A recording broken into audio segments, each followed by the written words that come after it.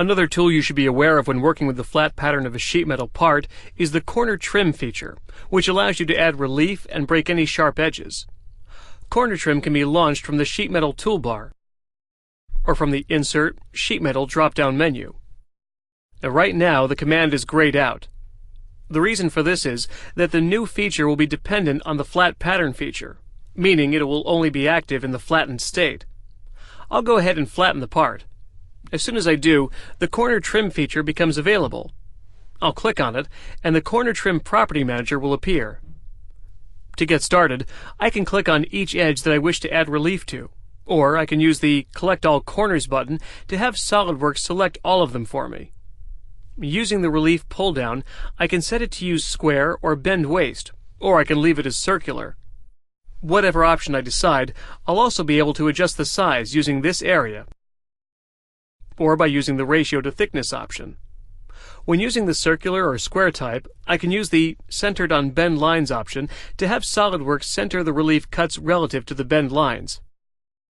If I use the square type with the Centered on Bend Lines option, I also have the Tangent to Bend option, which automatically sizes the cut so that it's tangent to the bend lines. I can add fillets to the corners of the reliefs by checking this option and adjusting the radius. The other section in the Property Manager I can adjust is the Break Corner options.